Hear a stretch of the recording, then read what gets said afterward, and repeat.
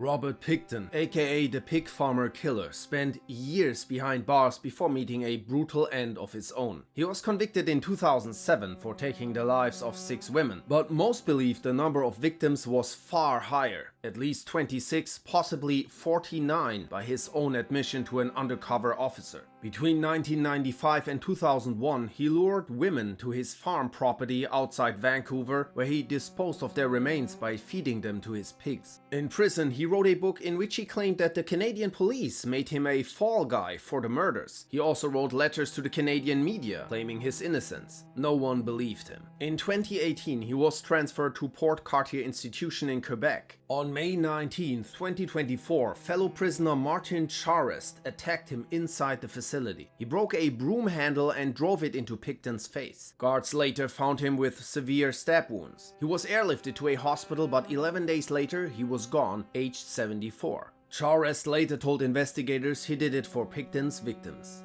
Dean Corll, known as the Candyman, was responsible for the death of at least 29 boys and young men between 1970 and 73 in Houston, Texas. In 1967, he met 12-year-old David Brooks, who soon became an accomplice. By 1971, Brooks introduced Corll to Elmer Wayne Henley, who was drawn into the same web, helping Corll lure victims with promises of parties or cash. Together, they carried out a string of abductions over 3 years. The crime spree ended abruptly on August 8, 1973. That night, Henley awoke handcuffed in Corll's home alongside 2 other captives. Corll raged at Henley for bringing a girl into his house and declared he was going to make everyone disappear. Henley calmed him by promising to assist in the heinous deeds if he were freed. Corll eventually untied him and prepared his victims, handing Henley a knife. But when the moment came, Henley turned on him, grabbed a pistol and shouted, "You've gone far enough, Dean." Corll dared him to shoot. Henley fired 6 times, hitting Corll in the head, shoulder, lung and back. Corll tried to run out of the room but tripped on a phone wire, smashing his head into the wall. He collapsed in the hallway and died naked at the scene. Henley freed the other captives and the group called the police. In custody, Henley revealed the full extent of Corll's crimes, leading investigators to multiple sides of his victims. Brooks was later sentenced to life imprisonment, while Henley received 6 consecutive 99-year sentences.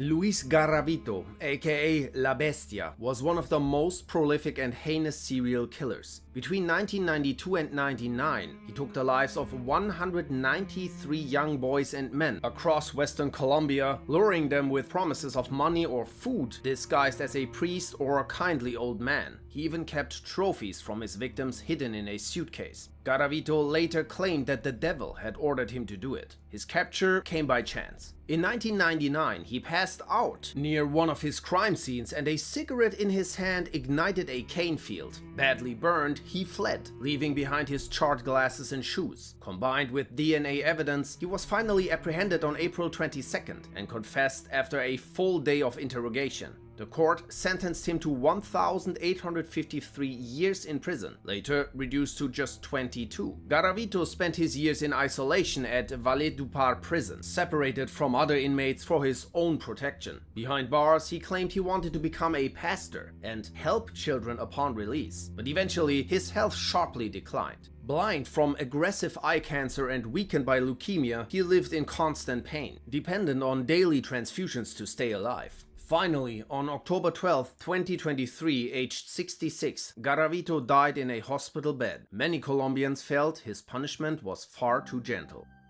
Ted Bundy was one of the most notorious and terrifying figures in American criminal history. He used his looks, charm and intelligence to disarm suspicion. Studying law and working on political campaigns, Bundy maintained the image of an ambitious professional. Between 1974 and 78, he took the lives of at least 30 women across multiple states, but the true number is probably closer to 100. Bundy's downfall began in the summer of 1974 when witnesses at Lake Sammamish in Washington reported seeing a man named Ted approaching women near his Volkswagen Beetle. The resulting composite sketch brought him under suspicion. In August 1975, a Utah patrol officer stopped him for erratic driving and found masks, handcuffs and crowbars inside his car. Though released for lack of proof, investigators were closing in. His girlfriend later told detectives about finding strange items in their home: women's clothes, a meat cleaver, and a bag filled with personal belongings that weren't hers. In October that same year, Bundy was arrested again and placed in a lineup where a surviving victim identified him as her abductor, but he escaped custody twice, once through a courthouse window and later by crawling through a hole in his cell ceiling, before being recaptured in Florida in 1978. He spent 10 years on death row, appealing every decision, confessing to 30 murders, and hinting at many more to delay the inevitable. Even in his last days, he offered investigators new names, hoping to bargain for time. The Supreme Court denied his final appeal on January 23, 1989. That evening, he rejected his last meal of steak and eggs. At dawn the next morning, Bundy was escorted to the electric chair at Florida State Prison. He was strapped in with his head shaved and electrodes attached. At 7 a.m., 2,000 volts surged through his body. Witnesses saw a puff of smoke rise from his leg as his scalp charred. At 7:16, he was pronounced dead. Outside the prison, crowds celebrated and lit fireworks. Bundy's body was cremated in secret, his ashes scattered without ceremony. David Parker Ray, better known as the Toy Box Killer, built his own private chamber of horror in the quiet desert town of Elephant Butte, New Mexico. For decades, he abducted women and threw them in his modified 22-foot trailer, a soundproof, escape-proof laboratory outfitted with restraints, tools, and recording devices. His crimes were aided at times by his daughter Glenda and his partner Cindy Handy. Authorities believe he may have taken the lives of as many as 60 women, though no bodies were ever found. Ray allegedly devised a method to ensure they never would be. According to witnesses, he filled his victims' bodies with stones, wrapped them in chicken wire, and dumped them into nearby lakes where catfish would strip the remains clean. When one woman managed to escape his trailer in March 1999, the following investigation uncovered evidence of extensive abuse, but no physical proof of homicide, even with a team of 100 FBI agents combing his property and surrounding areas. Still, in 2001, Ray was sentenced to 224 years in prison. While awaiting further questioning, he spoke calmly to FBI profilers about his fascination with abduction cases like that of Colleen Stan. On May 28, 2002, before another interrogation could begin, Ray collapsed at the Lee County Prison in Hobbs. He was pronounced dead of a heart attack, having served less than a day of his formal sentence. His 4 known accomplices served a combined 34 years in prison and are now free.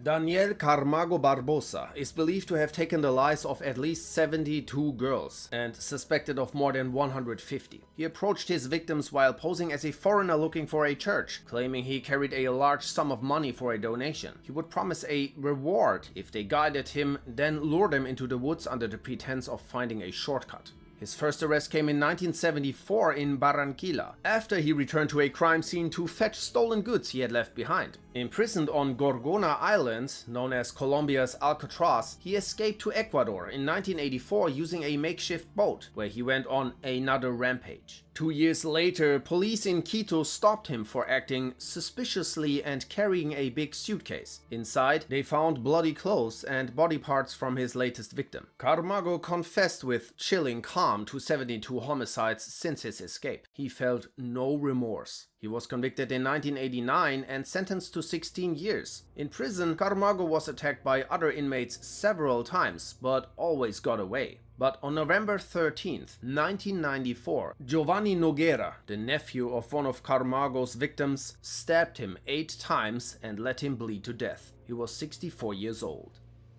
Corll Panzram is tied to the deaths of at least 21 men and boys and suspected of many more. He cycled through prison 9 times before his final arrest and described himself as rage personified. After a 1915 burglary, Panzram was sent to the Oregon State Prison for 7 years. He escaped in 1918 by sawing through the bars of his cell. Years later, following further crimes in Angola, he stole a boat to get there, and back in the United States, he was arrested in Washington, D.C. In prison, he warned he would take out anyone who bothered him, yet was assigned to work in the laundry under a foreman, Robert Warnke, who bullied other prisoners. In June 1929, Panzram beat Warnke to death with an iron bar. During his trial, he smiled and taunted the witnesses. He refused any appeals. While on death row, to pass time, Panzram wrote a summary of his crimes and his philosophy, air quotes, admitting he hates humans and has no remorse. When the noose was placed around his neck on September 5th, 1930, he spat in the executioner's face. His final words were, "Hurry it up, you Hoosier bastard. I could take out a dozen men while you're screwing around." He dropped through the trapdoor so fast the rope nearly took his head off. He was 39 years old. Jeffrey Dahmer, known as the Milwaukee Cannibal, was responsible for 17 homicides between 1978 and 1999. He's considered as one of the most twisted figures in criminal history. After his arrest in July 1991, he was sentenced to 16 consecutive life terms at Columbia Correctional Institution in Wisconsin. At first, Dahmer was kept in solitary confinement for his own protection, receiving letters and money from admirers around the world. During meals, he joked about cannibalism and shaped his food into body parts. That wasn't so popular among other inmates. After a year, Dahmer requested to be moved into Gen Pop and was granted a transfer. He was assigned cleaning toilets daily. On the morning of November 28, 1994, Dahmer began his work alongside two inmates, Jesse Anderson and Christopher Scarver. The three were left unsupervised for 20 minutes. When guards returned, Dahmer was found on the floor with severe head injuries, having been struck repeatedly with a metal bar and his head smashed against a wall. He was taken to a hospital but pronounced dead an hour later. Anderson, also attacked, died 2 days after. Scarver later said that God had told him to attack Dahmer and that he didn't make a sound during the assault. Dahmer's final words were, "I don't care if I live or die. Go ahead." He was 34 years old.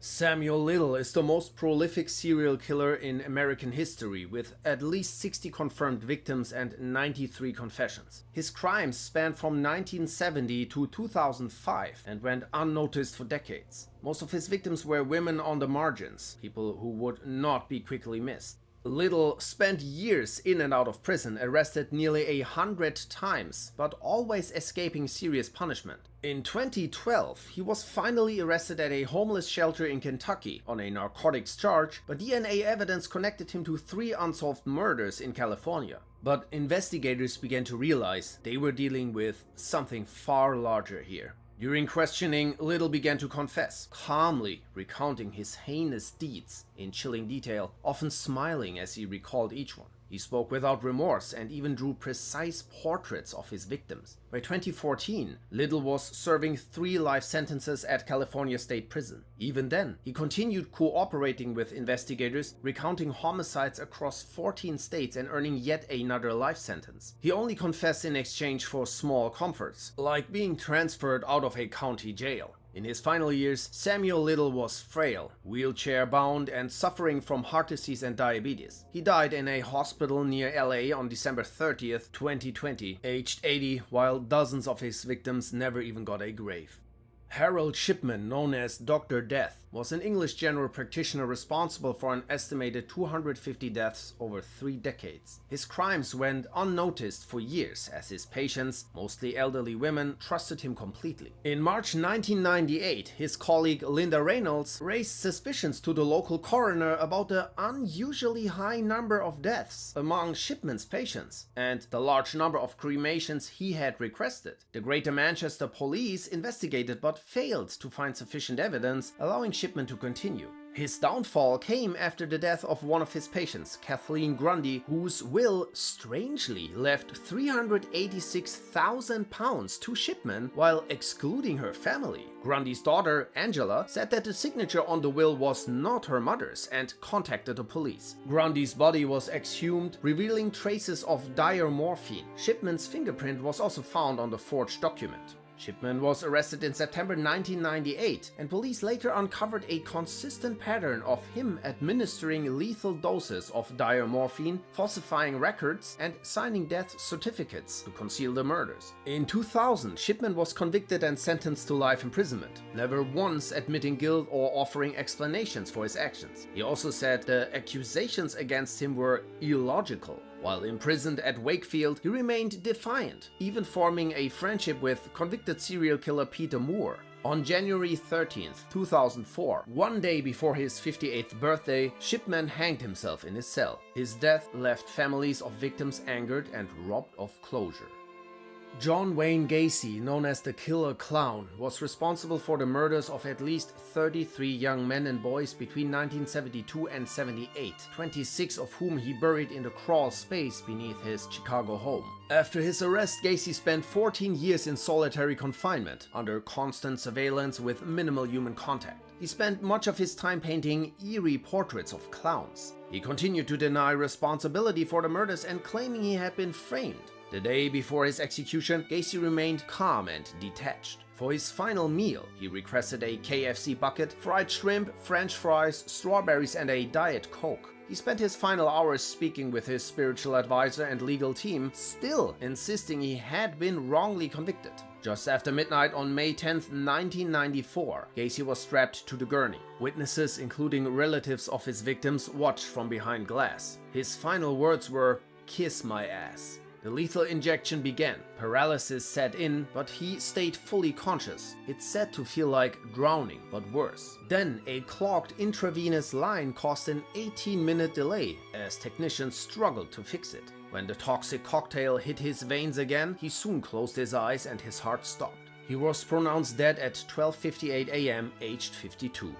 Javed Iqbal, aka Kukri, is one of Pakistan's most disturbing figures, responsible for taking the lives of 100 boys. In his own journal, he stated, "My count has reached 100. With the grace of God, my mission is complete." Then, in December 1999, Iqbal sent a letter to the police and the chief editor of a newspaper, confessing to his crimes. The police dismissed it as a hoax and threw it away, but journalists, taking the claim seriously, went to his apartment and found all the evidence. A nationwide manhunt began. It lasted a month before he finally surrendered at the offices of Daily Yang newspaper, announcing his presence with, "I am Javed Iqbal, killer of 100. He was sentenced to death by strangling before the parents of his victims, his body cut into 100 pieces and dissolved in acid. But before that sentence could be carried out, Iqbal and his accomplice, Sajid Ahmed, were found dead in their prison cells on October 9, 2001. The official report stated they had repurposed their bedsheets, though autopsies revealed they had been beaten beforehand. Iqbal's 40-year-old body was never claimed.